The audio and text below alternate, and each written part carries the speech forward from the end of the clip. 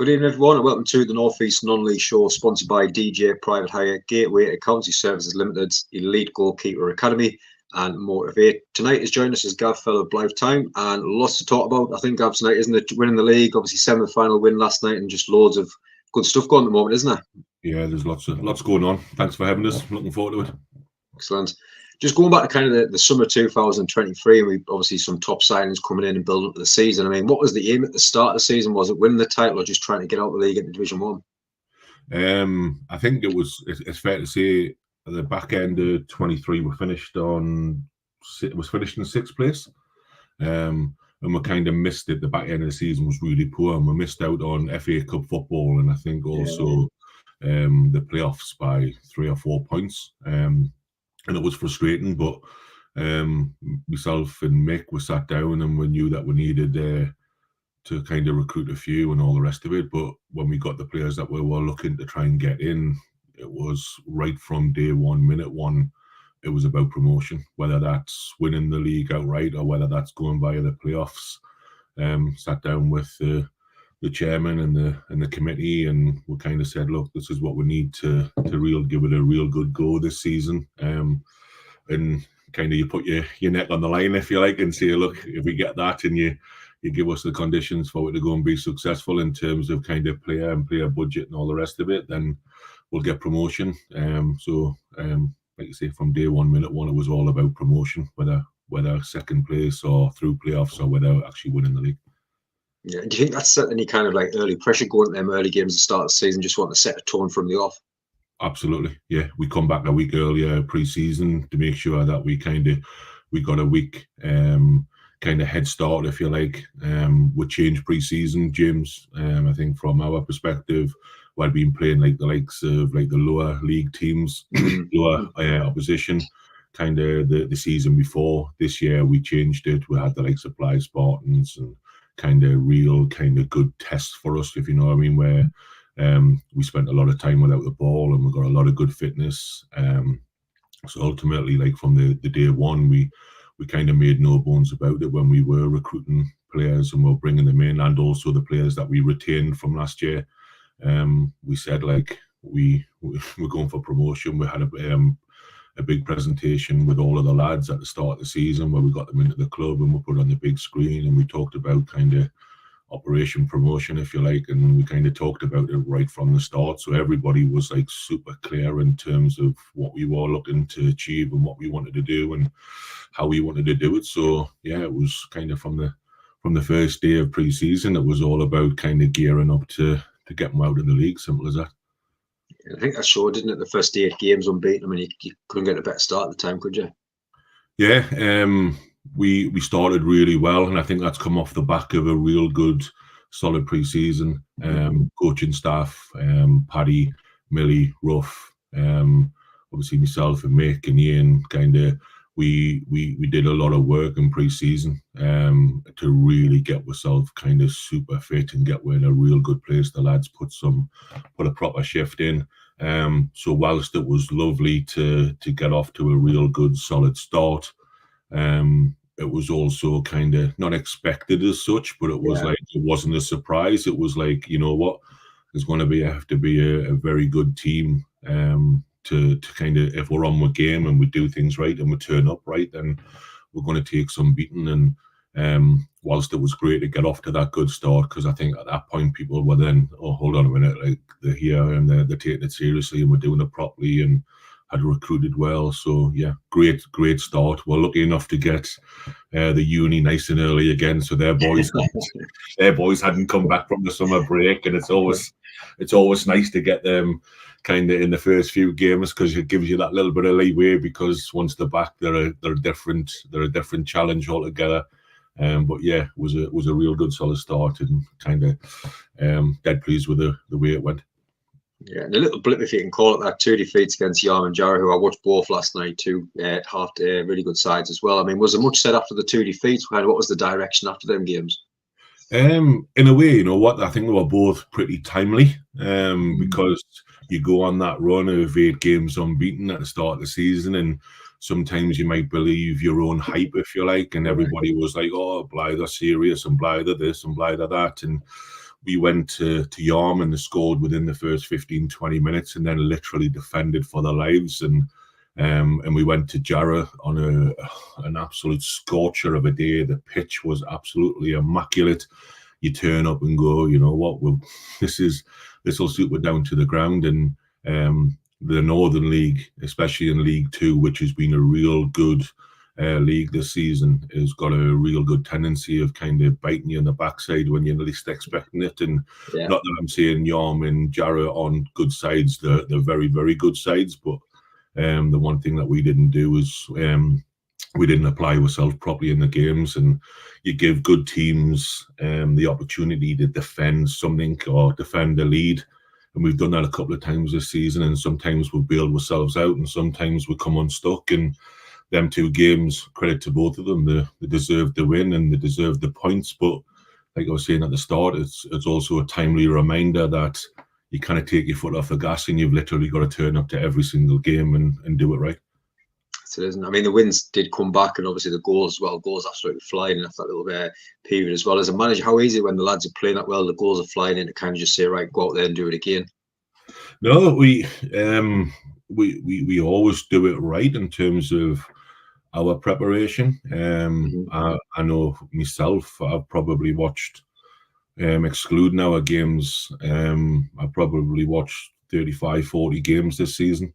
Like I say, if there's a game on, I want to be there. So we look at the teams, we understand what they do, how we do things, and again, we didn't take anything for granted. So, like you say, it'd be dead easy to go, I'll just go out there and win, lads. But sometimes we change formations, sometimes we drop people, and you become the most hated man or the hated men in the world in terms of players then hate your guts because you've kind of rested them or moved them on, or you picked a team or you've picked a setup. But we've done all of the preparation right for every single one of the games. I've been downstairs. We've got a game tomorrow against Bedlington, and been doing exactly the same thing as well. So we don't take any of them for granted, and we've never ever get ourselves carried away. And I think the goals we've scored have been phenomenal in terms of the amount that we've scored. But I think we've also given ourselves a real good foundation to build from, because we haven't conceded very many either.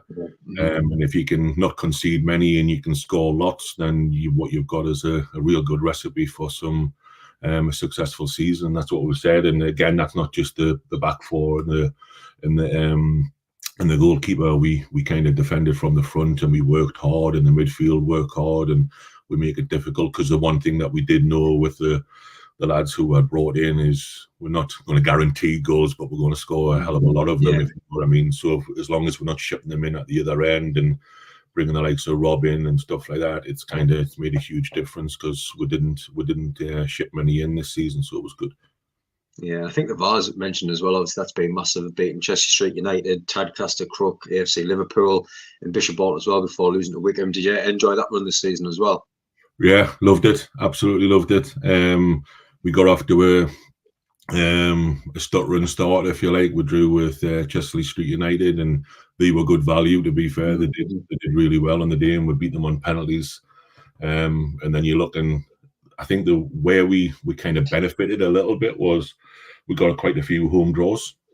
Your Crooks and your AFC Liverpools and stuff like that, and your Tadcasters. The Tadcaster game, that was probably the first time in the season I thought, hold on a minute, we've got something special going on here, because they were absolutely flying in their league. They had been spending a whole bunch of money in terms of their recruitment, and we went there, and to be fair, we battered them. We did really, really well on that day, and that's when you come back and you're having a few beers on the bus coming back, and you the bit of team spirit and the camaraderie, and people are doing their initiations and all that sort of stuff, and like you kind of look at that and you think, yeah, you know what, we've got a decent group here. And then you get drawn against Crook, who were a good side, but we did well against them. And then you look at it and you go, please someone be nice to us, because we've just had AFC Liverpool, Tadcaster and Crook, and then you get Bishop Auckland. Think, hold on a minute. And to be fair, we did our homework on them. We scored in about 35, 40 seconds into the game. And I think it's fair to say it was like tin hats. After that, it was like goalkeeper Kieran Hunter was absolutely superb. The whole squad was amazing in terms of the work rate and their endeavour and the kind of that willingness to put the bodies on the line. And to be fair, Bishops are a proper side. Let's face it.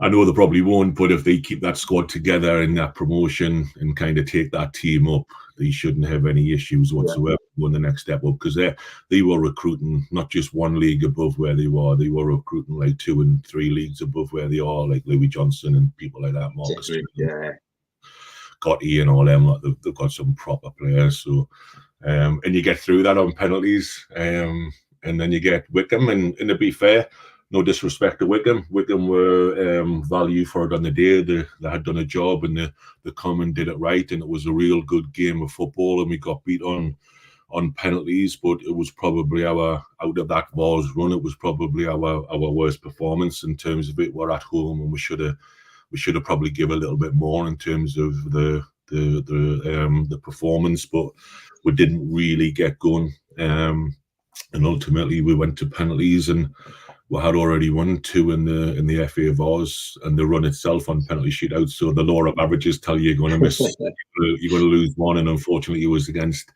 Wickham. But fair play to them; they were superb on the day. They were really good on the day, and the kind of the way they won in terms of the manner and the way that they went about themselves, the kind of conducted themselves as a real top club. So wish them all the best. And it was just a shame that they didn't then kick on for the next couple of rounds after that. But look, I think from our point of view and our club's perspective, James, it was a case whereby we had never been that far in the Vars before from Blyth Town's perspective. It was a real good test, but there was also that slight disappointment because we didn't really perform when we got knocked out. Yeah, I mean, looking at obviously the Vars run, but then obviously 2024, and apart from 2 losses, I think off the top of my head, it's nearly almost 20 games without getting beat as well. It's been a great year, hasn't it, so far? It's been awesome. The everybody at the club, fans, committee, volunteers, chairman, sponsors, the lads themselves, the coaching staff, we've all had a kind of clear direction, and everybody was pulling in that direction, and fair to say they deserve it. I think everybody at the club deserves it. I'm not saying that other clubs don't work hard and they haven't got volunteers and sponsors and stuff like that, but it was a credit to everything that we did. It was kind of one of the things we talked about at the start of the season, was about kind of creating the conditions for people to be successful. And that's what we did throughout the whole of the club, whether that was Evie and Alan in the feeding after the end of the game and changing the food to like more healthy food and stuff like that, or the sponsors or the volunteers turning up. And Scott, as you well know, I know you spoke to Scott on a number of occasions, but he's been literally relentless in terms of bringing in sponsors and corporate, and like even seeing 30-40 people on a match day sitting there having their starters and their main course and having a few beers and picking the man of the matches and all that sort of stuff. It's like it's just kind of continued to progress, and ultimately the club's kind of moved on and it's carried on moving on. And I think the next challenge for all of us is like, okay, can we go again, and can we do it another season, and that's what they've kind of done. But yeah, 2024 has been awesome. Yeah, I mean, I've watched this twice round the hub against West End and Bolton. Remember the West Gate? It was very tight the first half. Something just wasn't clicking right. I know Yannick came, I think, at half time, and it just changed the game a little bit. And obviously the Bolton, I think that was 8-0, and I think that's one of the best performances I've seen all season as well. But he just got the right players and just things where you can change at any point, and it's just hats off to the squad for doing that as well, isn't it? Yeah, absolutely. The Sunderland game, they literally come and camped in, talk about kind of defending your 18-yard box. They literally sat on that 18-yard box and said, go on, break it down. And you're right, we made a few changes. Jan come in, Max Coburn come on. And the one thing that Max has got the ability to do is kind of pick a pass. And he got back in it with a lovely ball into slats, who then went and finished it. Then at that point they're having to come out with, and then all of a sudden the game opens up a hell of a lot more. In Bolton, you're right. Always a tough team. I think we played them at the start of the season. It was like a basketball game. I think we won 5-3, and it was something like 4-2 at half time. It was a nuts game. But we went there, and we were relentless that night. It was like you say, arguably some of the best football that we've played, in all different areas and all different aspects. And to be fair, we were a really good value. And I know you did a piece on your blog and your video about the goals to put on. I think we scored 8, and the keepers pulled off about 7 or 8 worldies, so it kind of could have been decent double-digit figures. But the lads were said at half time, like, we don't take our foot off the gas, we go again, and it's exactly what they did second half. And the good thing about our squad is the squad is absolutely superb. It's a real good squad. It's like if we take people off and put people on, it's not like it ever weakens us. You know what I mean? So it's not like you're bringing on a player where you think, right, okay, they would never start. Like, all of their players in our squad, if they started for us in the starting 11, we wouldn't be disappointed, because they're good footballers and they're good players. And be fair, the majority of the time their attitudes have been absolutely amazing. Even when they haven't been selected at times or left out, we've had a few little instances, because sometimes that's the hard thing when you're being successful and you're winning things. People want to be involved, but in the main, throughout the course of the season, the squad they've been absolutely superb, and they've been well knit. Oh, brilliant. I mean, the 4-0 win against Horden came and the title delivered. Proud moment for the club, wasn't it? Oh, it was awesome. In just the manner of the way that we actually won it. It's like we wanted to win it, if you know what I mean. We didn't want the Blue Star to get beat or Bedlington to drop points. Like, you do, but you don't want it to happen. Like, you don't want to win the league sitting at home, if you like. So when we had the opportunity, we were 1-0 up at half time. We had the win behind us, and I think Horden, I heard one of their lads walking down the tunnel going, "Job done, let's get out of the second half." And I'm kind of sitting there going, like, us playing against the wind is probably the best thing that could happen, because things were overrunning a little bit and it wasn't just quite getting there. In the second half performance, I know you touched on the Bolden, saying that was kind of the best, that maybe one of the better games that you've seen this season. But our second half performance against Horden, I was standing back and I'm like looking at it, just going like, wow, the lads were absolutely superb. We got an early goal from Louis, and then we went on again. And every time we looked to attack, it looked like we were going to score goals. And the big fella Dan was doing fantastic up top forward, because it was like where they struggled maybe a little bit in the first half is he's superb at allowing us to get the back four in the midfield up the pitch and get bodies around him, and we've got loads of pace. And it was absolutely superb. It was a great afternoon. Fantastic second half performance, and I don't think I left the clubhouse until about 11:30, 12 o'clock, and hadn't drank for about 4 months. So I kind of tried to get in the car. My missus is picking us up, and I'm walking to the car, and I'm like, I'm struggling a little bit, to be fair, but it was an awesome evening, and everyone went back and we had a proper celebration. No, it was brilliant. Like you say, seeing all the pictures on social media yourself, obviously Michael, Darren, Pete, everyone putting them in, Scott putting them on. I mean, Scott must have been a happy man after that as well, putting the party on. Yeah, he was. You know what? He was poorly the day before, and he was still struggling. He was still struggling on the Saturday, and he went back. And to be fair to him, he kind of grit his teeth and got on with it. But I think he probably left around about 9:30, 10 o'clock. He had ordered some food in for the lads, and the pizzas had turned up, and they were all still kind of drinking. And I think Mick lost £1,000 on a bet to Robbie Dale on pool, who was an absolute shock. He was like, "Right, Mick, do you want a game? And we'll have a game of bet." And Mick was like, "Yeah, I've never been beaten at pool." And I look up and he's still sitting there with 7 balls, and Rob's at the top of his queue, and I was thinking, Scott enjoyed himself, Darren enjoyed himself, they were all there. And to be fair, they come out in force, and they've been fantastic this season. And like I said, these are kind of hopefully the little rewards that they get back for all the time and effort that they've put in. No, definitely. And 3 games left in the league now, and I expect 3 wins that you're hoping for. I know we spoke to Michael on the night of the bowling game, and I know you're a good 10 points clear at the time, and even he said at that time it wasn't over at that point. And I can imagine the professionalism going at them last 3 games is the same. You want to go out and win every single game now. Yeah, absolutely. That doesn't change, and I think it's there'll obviously be also something to focus on in terms of the final that we've got to play. So there'll be boys who will wanting to also kind of stake a claim and put themselves in that picture. But I think we're 1 win away from 100 points. To be fair, we didn't perform against Eschwinning. They beat us at home, so that's certainly a wrong that we want to try and put right.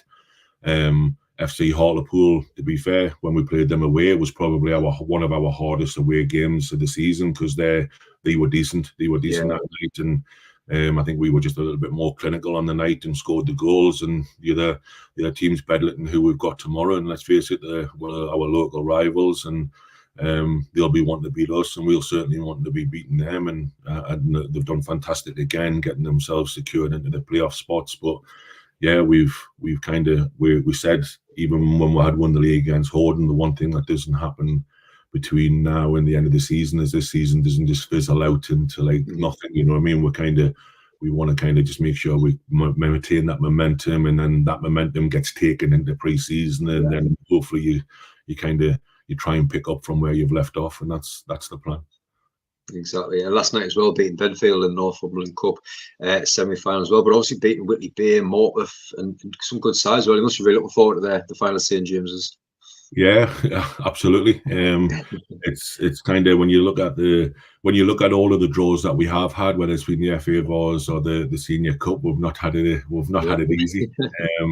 We had obviously Whitley Bay away. That was a real good night. I've got fond memories of Whitley, and I love the club, and I love the fans in there, and kind of from that perspective, turning up and actually playing the way we played was really good.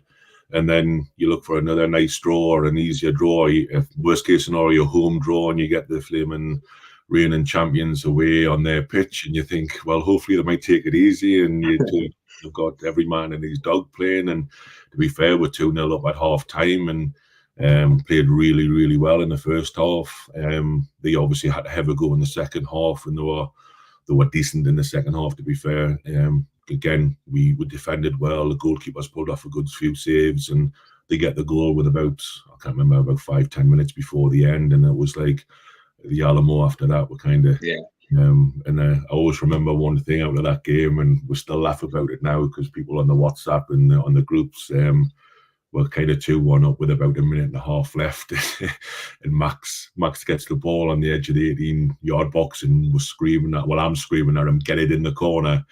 And he tries to dink their goalkeeper from 5 yards, trying to lift it into the far top corner. And I'm like, you hear me screaming on the video, just get it in the corner, man. So every time we get it's a close game, you hear them, just get it in the corner, and everyone's like screaming towards the corner. But it was that was it. That was an awesome game. And then obviously we had Benfield last night, who, to be fair, did really well against us.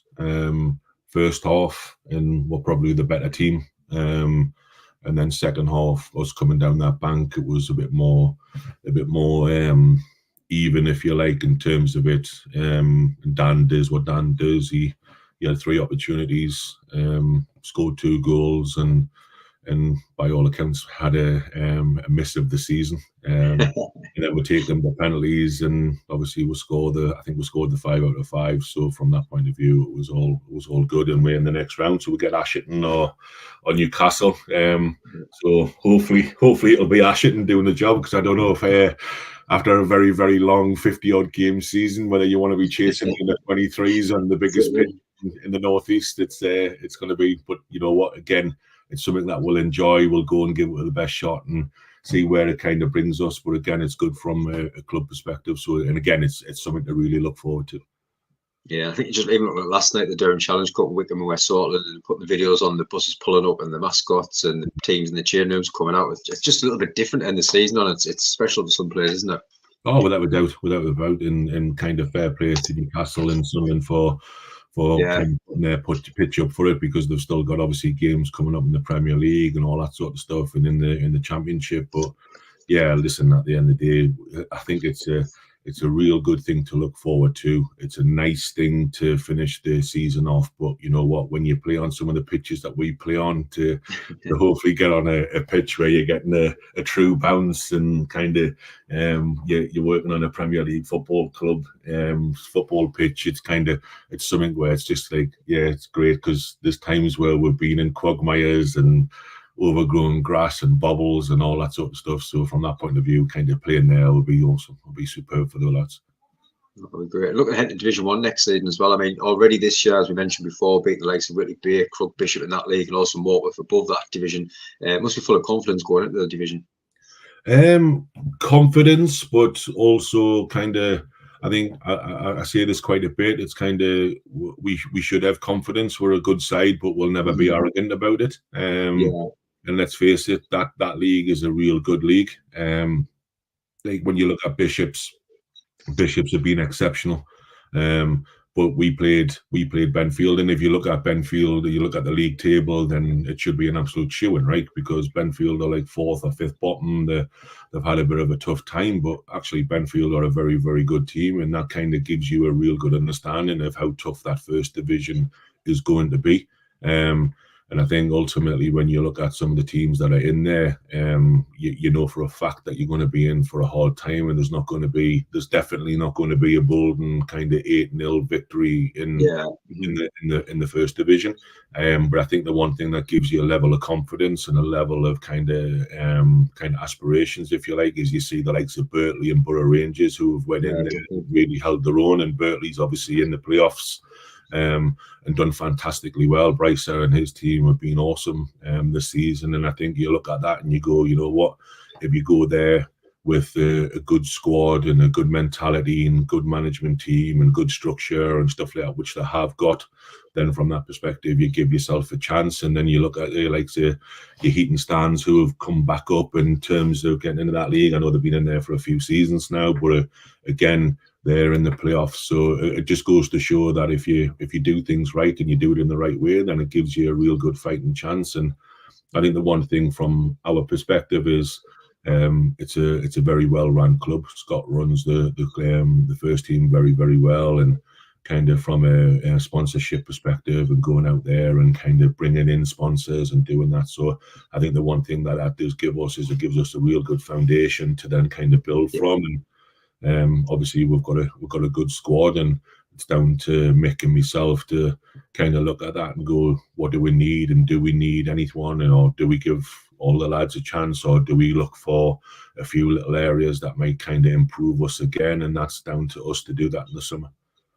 Yeah, I mean, looking at obviously ahead of the summer, I know there's a few games left, but have you kind of already looked towards next season, kind of what might be needed into that division?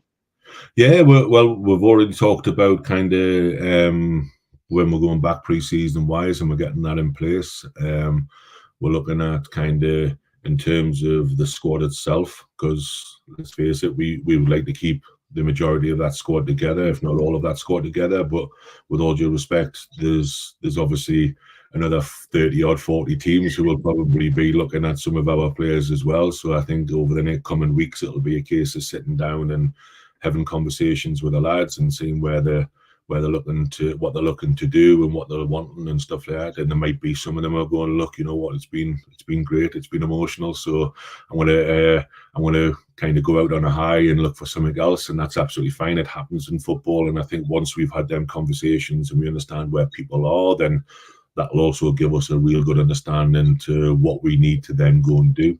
But again, I go and watch games, and it's not just about kind of watching games to understand who the opponents are that we're playing against. It's also watching games to see if anyone's lighting up the football pitch. And I think ultimately from that point of view, there's been some kind of notes made and all the rest of it, and they're the areas that we're discussing. But the way that we're going to look at that is we've got Bedlington on Friday, we've got our presentation night on Saturday, we've got obviously FC Hartlepool and Esh to finish off next week in terms of them two games, and then we've got the Senior Cup final. So I think what we'll probably do is after that point to sit down, take stock, and then kind of start having them conversations with the lads and then see where we go from there.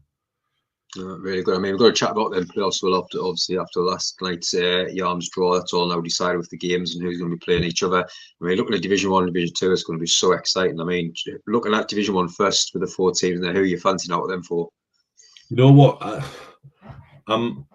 if you talk to people, they'll probably go Shildon, because Shildon are a good side and they've kind of done really well and they've been there or thereabouts. And let's face it, they were top of the league until about a week and a half ago. Like, Bishops have led the way all the way through, and they had their opportunity and it kind of went. So obviously Pounder's done an amazing job up there, but I really like Heaton-Stan, if I'm being honest. I think the team that usually comes kind of late, if you like, with that little bit of form. And I think the other thing is, every time I'm at a game, I always see Andy McBride and Dino. They're always there. They're always watching games. I think it's a proper club. I think they're doing some fantastic stuff off the pitch in terms of the kind of the infrastructure and how they're running it. But they're also playing some very good football at the present moment in time. So I would like to see Birtley or Heaton-Stan kind of be one of the two teams that kind of take it by the scruff of the neck, and I think they've got the good opportunity to do that. And like I said, if you were kind of not a betting man, you'd say Shildon, and if you liked a little bit of a gamble, I'd put my money on Heaton-Stan. Yeah, same for myself. I mean, I've watched them once up there this season, like I say, cracking set up, and I just think there was something on social media last week where the kit man left and they all met up in the Indians, and it's just them little things where you come together as a team at these part of the season. It's massive. Like sometimes it could all work out for them. Yeah, the kit man left, and then also the lad who did his initiation. I don't know if you've seen that as well. It went viral. You'll have to have a look at it. He's sitting at a little mini piano with his sunglasses on because he couldn't take the away trip, and his initiation song was absolutely amazing. So you're going to have a look at it because it pretty much went viral. It's and in Division 2 as well. I mean, number 4 cracking sides, and then I think I fancy, and I hope I'm going to go down to the hub tomorrow and watch them easy with my bet for that one. Who are you fancying in Division 2?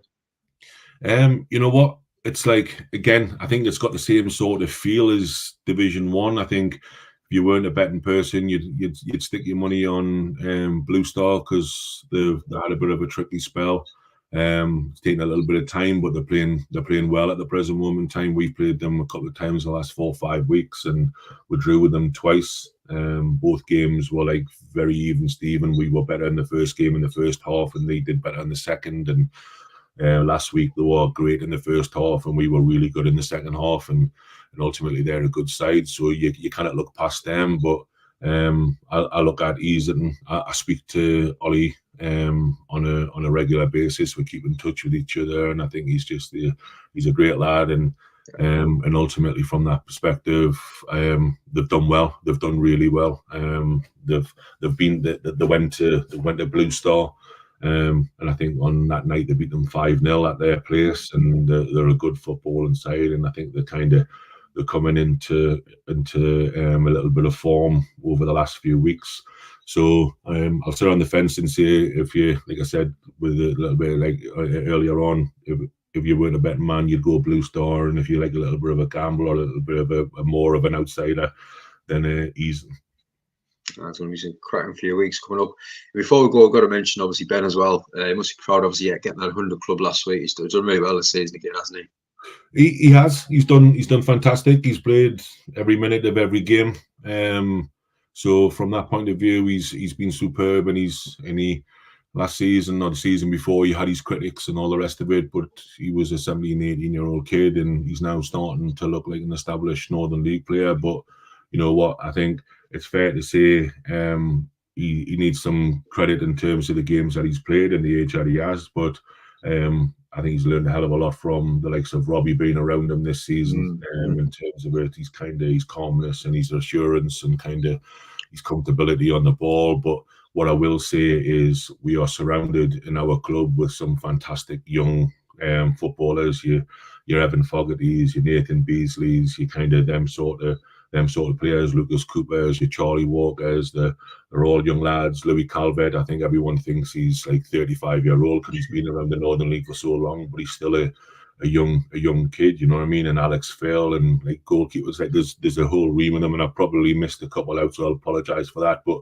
they're not a million miles, like the likes of Evan and people like that. They're not a million miles away from their 100 appearances as well, and Beezer and people like that. So I think from that point of view, yes, he's got there, and he needs to kind of take stock and say, like, be proud of himself and what he's achieved. But it's about kind of what you do in the next the next 100 and the next 100 after that, and keeping yourself fit and healthy and keep looking after yourself. And we say that to the lads, it's not necessarily what you do when you're at the club, it's what you do when you're away at the club that's important. And we've got a real good bunch, and I'm expecting some of them that I mentioned earlier on to be the next 100 appearances, and kind of we should hopefully get to that point where we're keeping these boys with us, because they are boys, they're 18 and 19-year-old.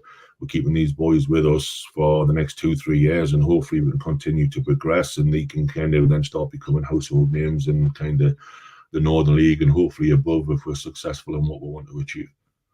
Definitely. I know, like you said a couple of weeks ago, congratulations on the season so far, and we wish you the very best of luck for the cup final as well. Gabba, thank you very much for coming on the show tonight.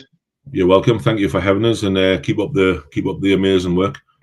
Excellent. But no, lots coming up in May before a little summer break as well. Lots of season reviews coming up from the teams above the Northern League as well coming on, and then obviously the Northern League season review as well. So keep an eye out for them, and hopefully a couple more vlogs squeezed in before the end of the season as well. But again, thank you everyone very much for watching. I hope you all enjoy the rest of your night as well.